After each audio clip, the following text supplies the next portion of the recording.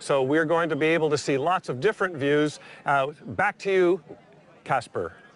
Thank you very much, Ron. So let's turn to my friend Rob here and tell us what we're seeing differently in Oregon as compared to what we see here in Casper. Let's put on the image from Oregon first. You can see that in that image, the eclipse is actually much further along. You'll see that the moon is really covering an awful lot of the sun. And if you put on this is the image from Oregon now, not from Casper, Wyoming. You can see how much it's covering. Now let's switch to the image from here in Casper. What you see, it hasn't come nearly as far. That's why the eclipse is going to happen 23 minutes earlier in Oregon than it's going to happen right here. So we can actually talk about this change. It's often talked about the path of totality. This is the path that the shadow takes across the United States. It takes about 1 hour and 30 minutes to go all the way across the United States, from Oregon all the way to South Carolina.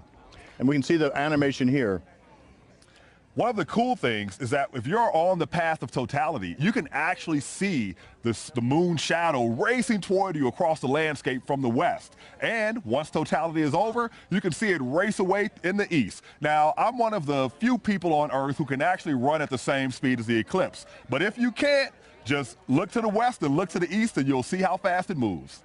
So let's give you a little primer on the telescopes we've got going here. We've actually got 4 different images coming here from Wyoming. The first one is a white light full disk. That's the surface of the sun called the photosphere. It's very much white light that's looking kind of whitish here in the sky. We often think of it as yellow.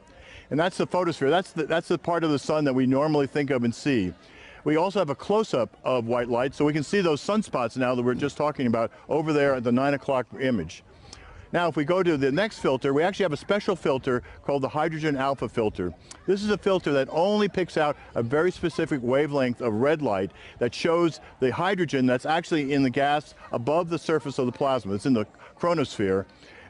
And you can actually see much more detail on the sun's surface with this filter. So we have this both in whole disk and also in close-up. So these images we're going to switch around in between. You can see how you can really see those sunspots clearly in the hydrogen alpha.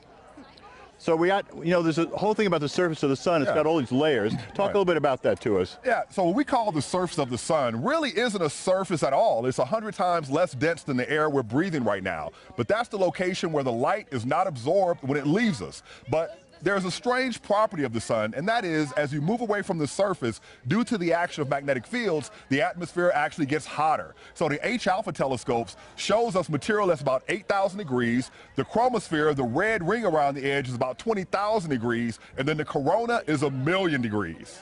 So you're going to see a lot of surface activities from all these surfaces during a solar eclipse, and you're going to see some of it during totality too. That chromosphere will really show up around the edge of the moon's shadow on the sun. But now let's